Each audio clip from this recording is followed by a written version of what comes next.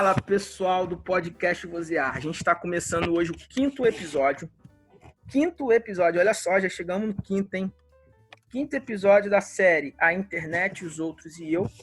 E hoje nós vamos falar sobre humor, entretenimento, meme, o cristão, a espiritualidade, até que ponto memes e humor ajudam, atrapalham, faz a gente pensar, não faz pensar, gera algum tipo de mudança na nossa consciência.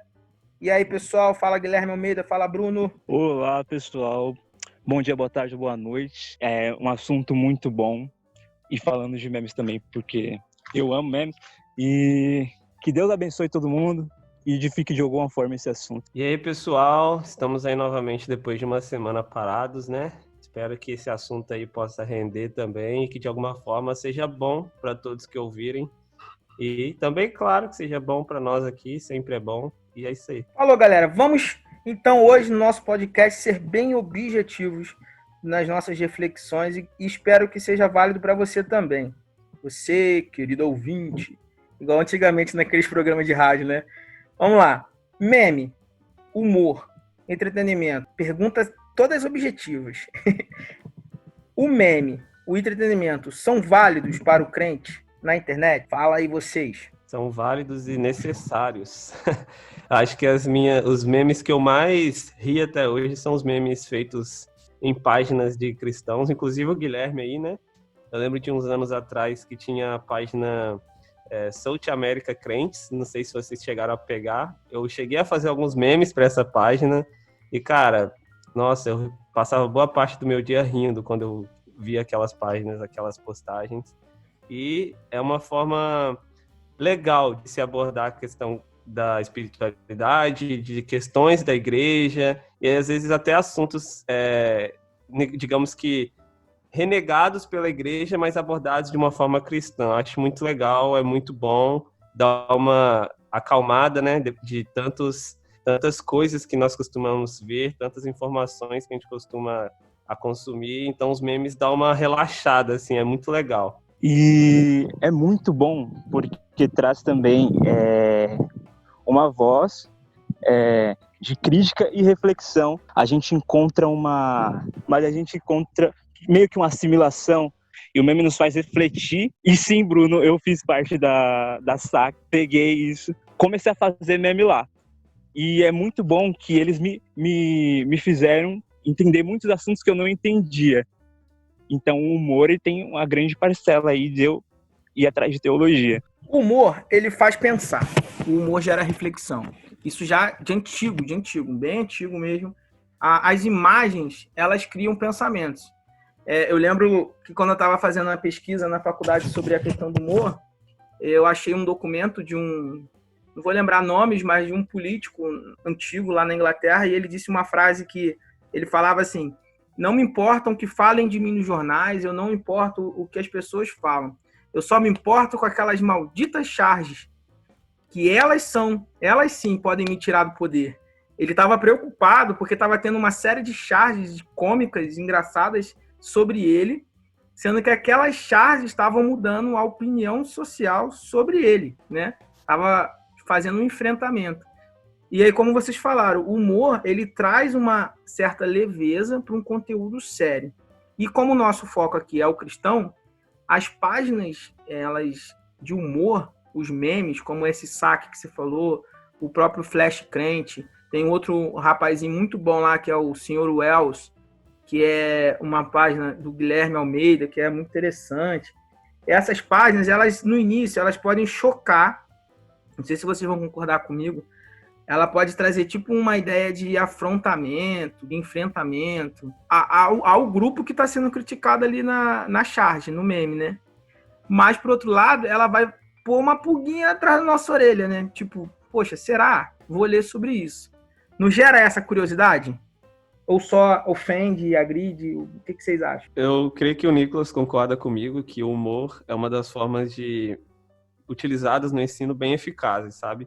Quando a gente apresenta algum conteúdo com uma base de humor por trás, uma forma atrativa, isso atrai muita atenção dos estudantes em sala de aula. Quem é estudante me entende. Quando você tem um professor engraçado, a probabilidade de você gostar da matéria dele é bem maior do que um professor rabugento.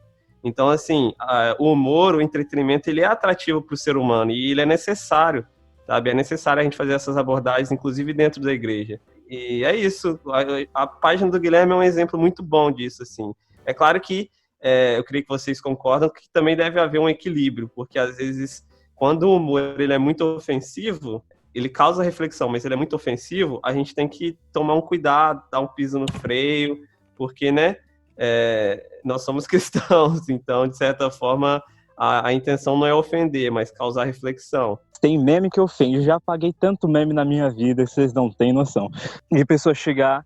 Mas também muitas pessoas já chegaram para mim perguntando por que você disse isso? Em memes tipo, criticando o neopentecostalismo, sabe? E eles se viram nessa condição, e outros memes como de calvinismo, arminianismo, que a gente sempre está vendo na TL. O meme, ele traz muito interesse também para os jovens, e eu acho importante, acho que seria legal usar assim em escola dominical para despertar mais interesse dos nossos jovens, dos nossos adolescentes. Eu acho que seria muito interessante, é o que o Bruno falou. Eu dou aula, sou professor, e a gente não consegue dar uma aula inteira durante a semana toda sem trazer leveza, sem você trazer humor, sem você gerar uma brincadeira, usar um vídeo, ou você usar... Por exemplo, eu vou falar sobre variedade linguística. Poxa, tem vários atores de comédia muito legais aí, canais no YouTube, que falam sobre os sotaques e gírias de uma forma muito interessante. E aí você pega um vídeo desse, passa na aula, as pessoas vão rir, e aí tem uma coisa que, como professor e pastor, eu acho sensacional. Quando alguém vira e fala essa frase aqui assim, ó. Ah, eu não tinha pensado sobre isso. Essa frase, para mim, é quando a gente consegue uma vitória como comunicador. Entendeu? Não sei se vocês têm essa mesma percepção dessa frase. Poxa, eu não tinha pensado nisso. Por causa desse vídeo de comédia, por causa dessa piada, por causa dessa imagem, dessa charge, eu vou buscar mais isso aí. Já aconteceu isso? Alguém chegar para você e falar assim, poxa, eu não tinha pensado sobre isso e por causa desse vídeo, dessa imagem, eu vou buscar o conteúdo. Você já tem relatos sobre isso? Eu tenho relatos sobre isso, até que aconteceu no mês passado. Sabe o meme do Mateus, lá sobre a desigualdade, sobre uma certa igreja que tem um conteúdo de desigualdade? Então, eu também fiz um meme inspirado nesse meme. E muitas pessoas que flertam com essa igreja vieram me procurar na DM para explicar o porquê essa teologia não é tão legal, e eu pude disponibilizar pessoas, teólogos assim, com canal no YouTube, explicando por que é prejudicial ao evangelho e à pessoa.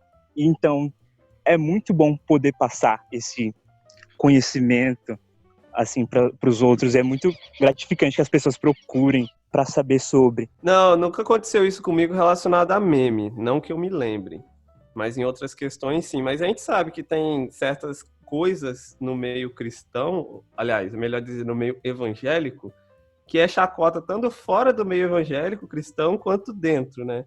Então, às vezes, quando é abordado dessa forma cômica que o Guilherme normalmente faz, isso traz reflexão para nós, dentro desse meio, e também para a galera de fora, porque pensa, como assim os cristãos estão fazendo chacota com esse grupo?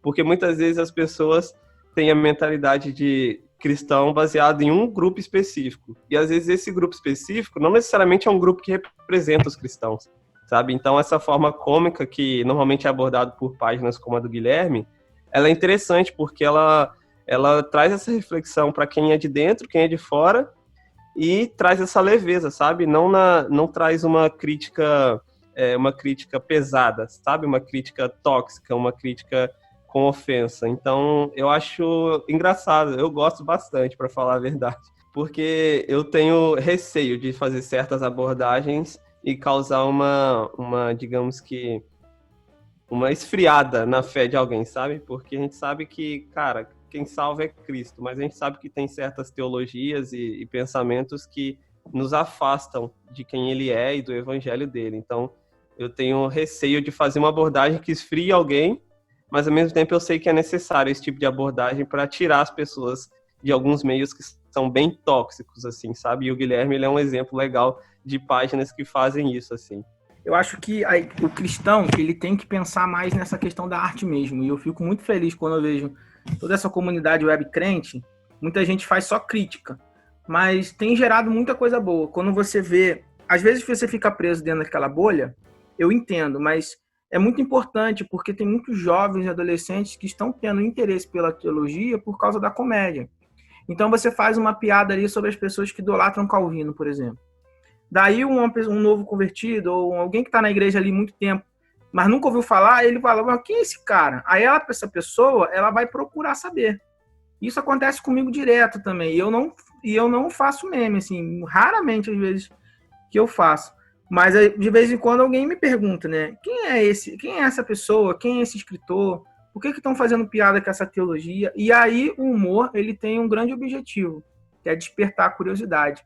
Eu duvido que vocês vendo séries de comédias clássicas como O Maluco no Pedaço, Patroa e as Crianças, o próprio Todo Mundo Odeia o Chris, duvido que essas piadas e a comédia que eles abordam ali não tenha feito alguém pensar sobre alguma coisa social que antes não pensava e passou a pensar por causa daquela comédia. Isso não acontece? Isso acontece demais. E assim, a gente assiste isso desde que a gente é moleque.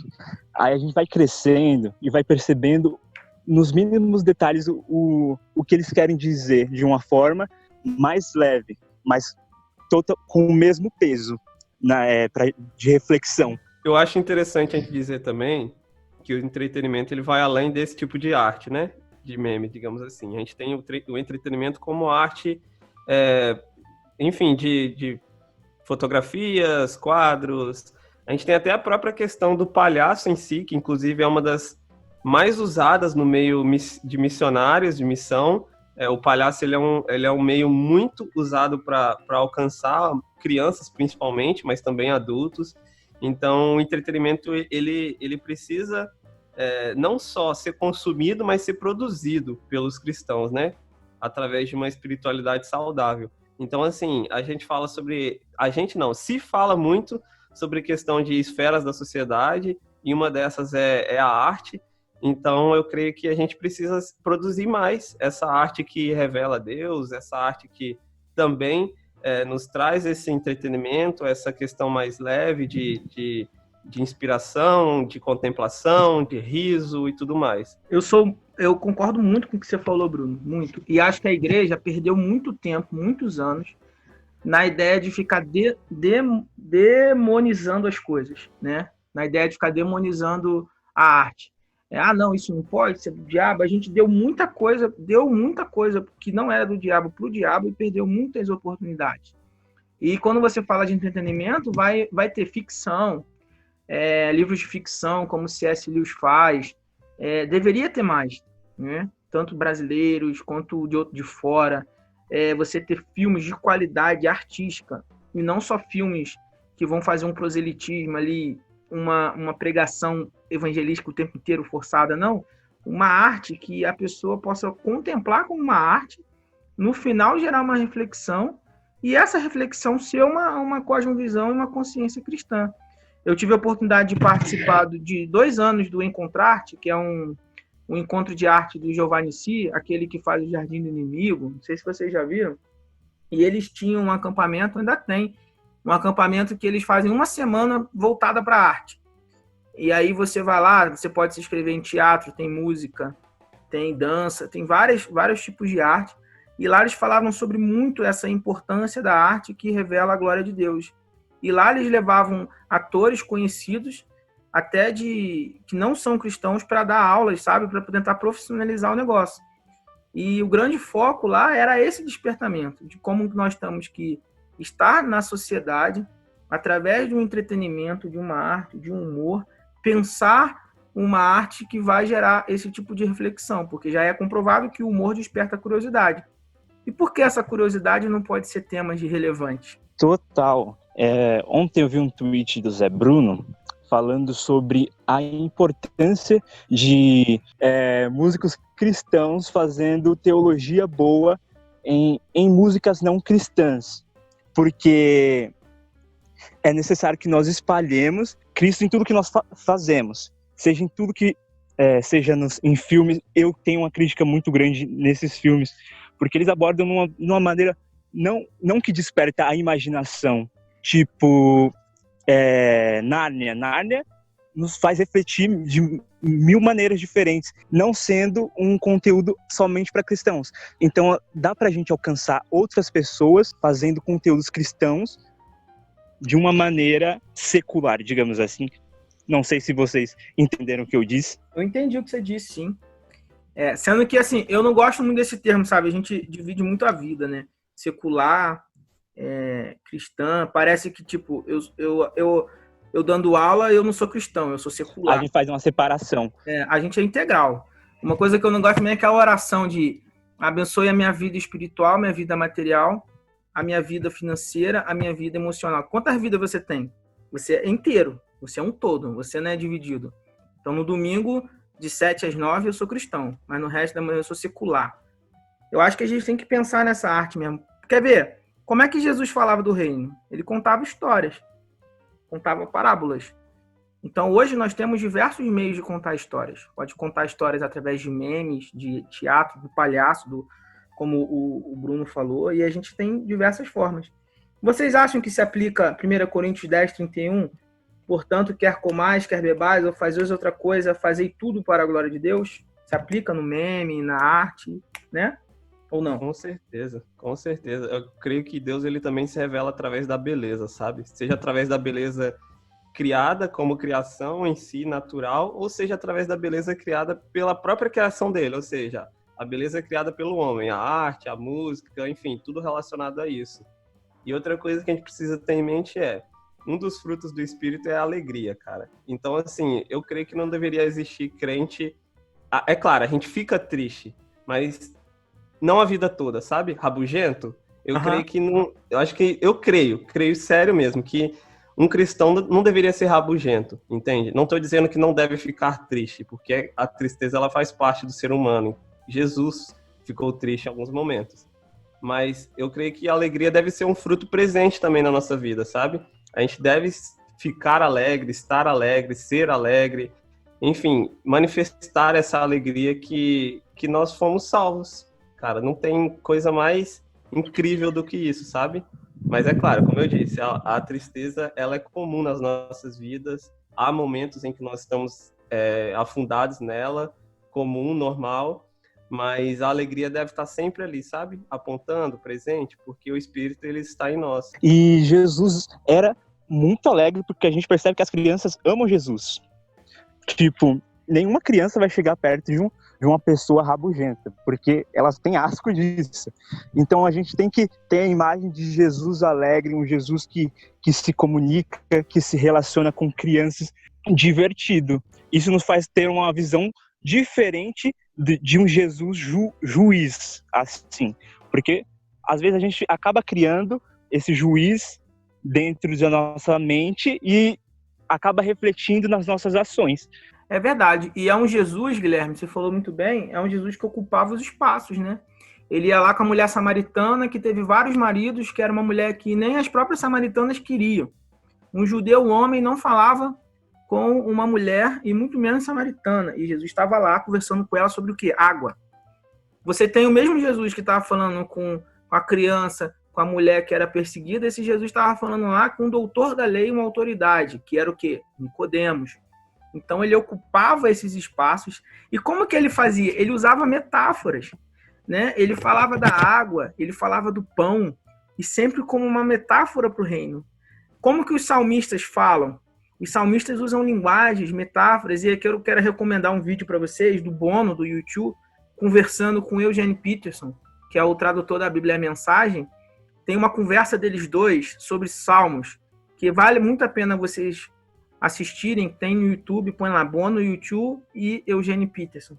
E eles vão falar sobre essa arte, como que os salmistas enxergavam e como que a arte era importante para revelar essa glória de Deus, né? Então, assim, o meme, o humor, a piada, não é só uma coisa à toa. Ah, é bobeira, vou passar. São ferramentas que, primeiro, prendem a atenção, fazem você ter uma certa leveza no momento e deixa aquela pulguinha atrás da orelha de você querer buscar e gerar curiosidade. E tudo que a gente for fazer, a gente tem que fazer para revelar, para fazer para manifestar a glória de Deus. Vocês querem colocar alguma coisa final aí para a gente encerrar? Façam memes, galera. É isso aí. Um Deus criador criou você criativo. Um Deus criador criou você criativo. Então, usa a criatividade. Não aquela criatividade apelativa. Jesus te ama, você vai ser salvo. Não. Fale isso, mas fale isso de forma criativa que gere a curiosidade. É aquilo, né? O povo tá cansado da pregação comum, digamos assim. Acho que a maioria das pessoas, pelo menos nas nossas realidades, já ouviram falar sobre Jesus. E às vezes isso é abordado de uma maneira que não os prende, entende? Por isso que é necessário diversos tipos de meios para que isso seja manifesto. Eu creio que a criatividade que Deus nos dá também é usada para isso. Mas a gente sabe que quem convence é o Espírito, quem ensina é Ele para nós. Só que Ele pode fazer isso através de nós também e dos meios, mecanismos que Ele nos deu. Então vamos ser criativos, usar a criatividade que foi nos dada para manifestar a beleza do Criador de inúmeras formas possíveis. Esse é um assunto que a gente poderia ficar horas aqui falando. É muito bom falar sobre arte, criatividade, tudo para a glória de Deus. De repente a gente pode abrir uma sala com outras pessoas para a gente tirar um dia só para falar sobre arte e a manifestação do reino. E aí seria muito interessante, né? De repente a gente poderia abrir uma sala no Zoom com várias outras pessoas para isso. Mas precisamos encerrar. Deus abençoe vocês. Guilherme não deu sua palavra final? Deu? Não lembro. Foi bem curto, mas assim, usem sua criatividade para a glória de Deus. Não precisa ser só coisa de crente, amados. Deus abençoe. E vamos produzir para o reino. É verdade. Valeu, gente. Deus abençoe vocês.